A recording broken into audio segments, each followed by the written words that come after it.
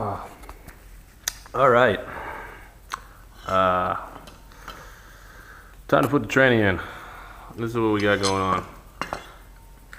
Stock transmission cross member.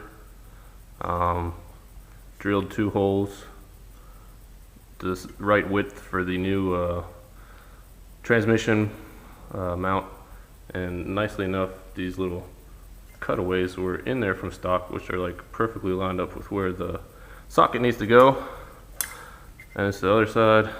My buddy fabbed me up some of these little brackets, and I just cut them to angle the tranny tunnel. So if you imagine transmission is sitting right here, this is the tranny tunnel, and so got some reinforcement plate which I'm gonna weld to the tranny tunnel slash floorboard, because I guess it is the floorboard in there, to reinforce it, and then weld these to there. The transmission it has these bushings here, but I'm also adding these little rubber suckers right there. The transmission will be on top of that. So pretty cheap, pretty effective. Here's the stock bolts. But as you can see, these are like the perfect diameter. I measured them up and everything. These are shock bushings is what they're called. It was like $2.90 for both of them.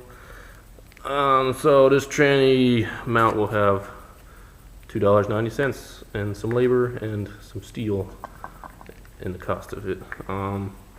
This will make it so I don't really have to worry about any exhaust, because all the cross member will be tucked up in there. The exhaust will be running out here. Normally you'll see people with like just a straight ass piece of steel, which they'll use for the cross member, but then they have to make like cutouts in it for the exhaust and stuff. So this hopefully will work well. Similar to what CX Racing dudes did. They have the same thing. They have this cradle dealio which you bolt to the floor, and then also theirs comes off in the back and bolts to the stock little tranny cross member mounts, but those had to be completely chopped off for transmission to fit. Let me take you under and show you. It's very tight under there with this automatic transmission, very tight. So we have it up here. This is pretty much exactly where it's going to be. Notice the pan to tranny tunnel clearance is very tight. There's this little thingy right there. I don't know if you know what I'm talking about, but it's that weird little thing which pops out of the transmission that it's touching the tranny tunnel just barely. And you see these tabs for the old mounts. No clearance between them. I had to remove a little linkage that was right there, which the old shift cable went to. So I have to modify that, but that's what I was talking about. This is the tranny mount is right here, these 2 holes. It's the exact same width as the flat part of the old tranny mount, which is nice. And so bolt here, and those tabs will come up and be welded to the tunnel with the reinforcing plates, because well, this actually feels kind of stiff. But you know, best to beef this up some. Yeah, that's what's going on. Got my angles looking pretty good with the drive shaft. It looks pretty straight, left to right and up to down, and then I can always shim it up and down on that mount. But I'm about ready to weld those plates in. I'm gonna go inside, pull the carpet back so I don't catch it on fire, and then I need to grind off the undercoating, which is not gonna be fun. Yeah. I was looking at it, I was a little sad. This motor is a little bit farther forward than this one. It's probably around 3/4 of an inch farther forward, which is sad because that's weight distribution. But this is all I could get with that transmission. I got a new radiator and fan. Let me just get some of these out right show you. Dun, dun, dun.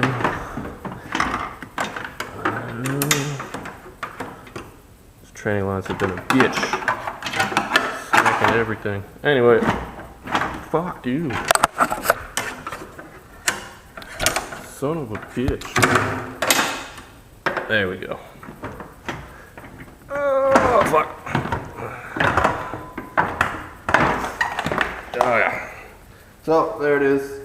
Already got a couple dings in it from... I test fitted to see if the stock fan would work. It would not. It was above the hood by a good bit.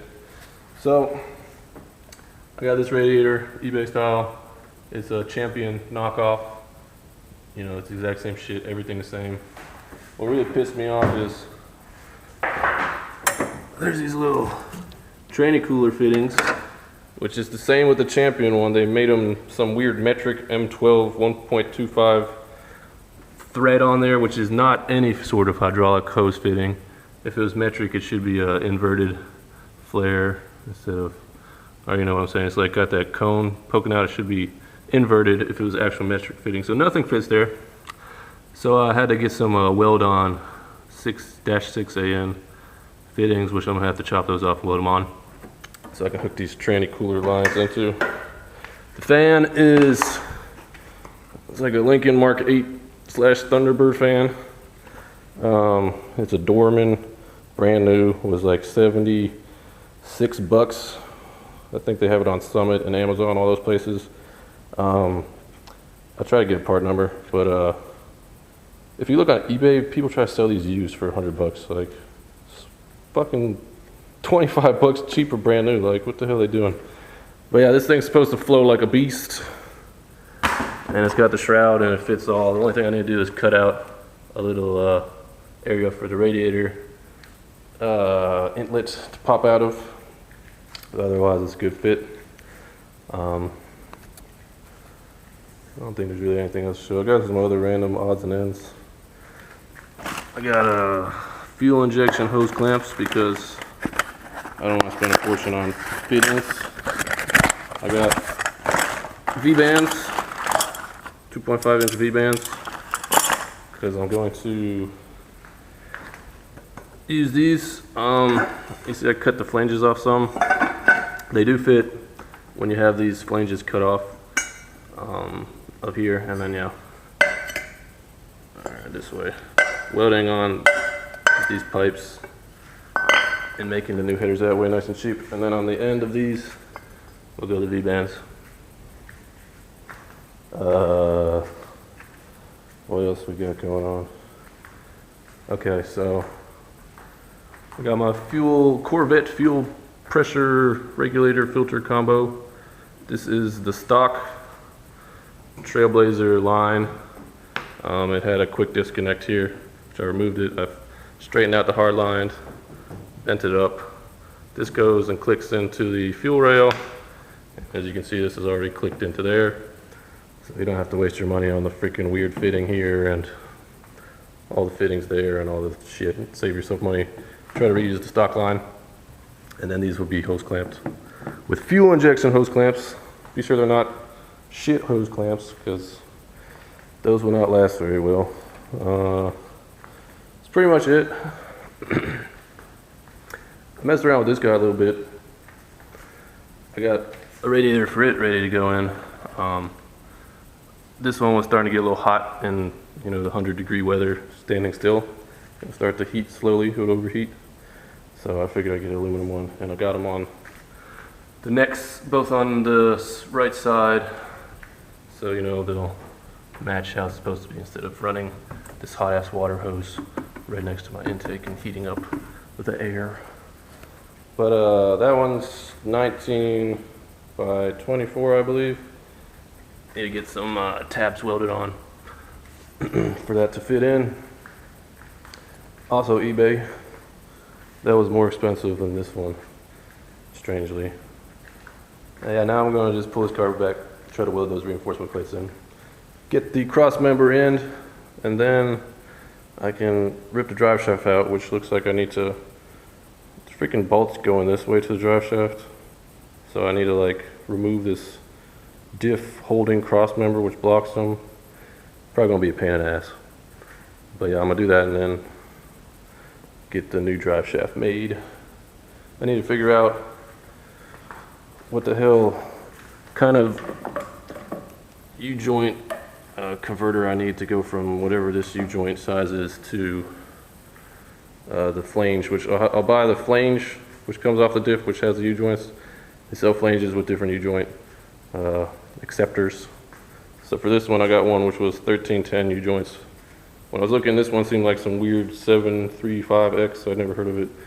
So I need to find out what adapter fits that, and then have it shortened and made. I'll take you in here too. Some lights. What we got? We got the stock Trailblazer shifter taken out, and as you can see, this thing is very tall. You can imagine me sitting there, my hand like way up in the air. So I looked, and shifters are expensive. They're like 200 bucks. So what I'm gonna do is I'm going to recess this. I'm gonna cut it out, make a tray, recess this shifter like I can probably get what, a good 4 or 5 inches deeper in there, and that should put it at a reasonable height. I also have shit. Let me go around here. Sorry about this. I got the gas pedal out too, and it looks like it'll fit in there without too much hassle. So, the gas pedal is out of there. Ooh, where did I put it? This is the one which came in a Trailblazer. It fits pretty good. It's got, this adjuster is for pedal depth, you know, if you want it to be closer or further. So adds weight, but lets you adjust it a little better. If you look in here, it looks like I can get it in there. See, that's pretty good. Pretty good fit right there. I'll just weld some little screws to the firewall, which I can thread these top and bottom holes through. You can see them. And bolt that in, and then I'll run my wire. Might as well leave that in there.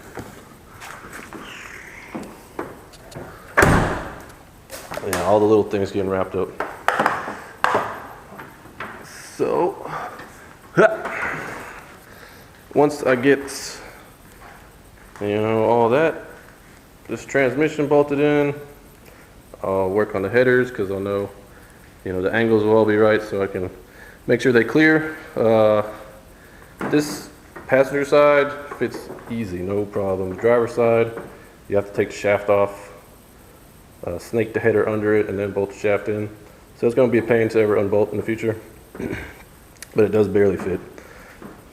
So yeah, I'll get those, try to fab up my own exhausts. And the next big task will be the wiring. That'll take a couple of days. And then I could probably test fire it. I need to get tranny fluid. Yeah. But yeah, I can do all that pretty soon, hopefully. Oh man, look at that. That's a fucking nightmare right now. But what do we got here? We got a transmission hanging on a crossmember. I have some Godzilla blobs in a couple places because it's really hard to weld upside down with 1 foot clearance, and the undercoating kept catching fire. But it'll do. Very ugly, but it'll do. You see? Look at that. Magic. The motor swap is officially, I guess, done. I guess the motor swap is just getting it in there. Technically. Now I need to get it running. That's a different story. Oh, well, there she is. Looking pretty good. I'm gonna do the exhaust next and the drive shaft. So yeah, check it out later.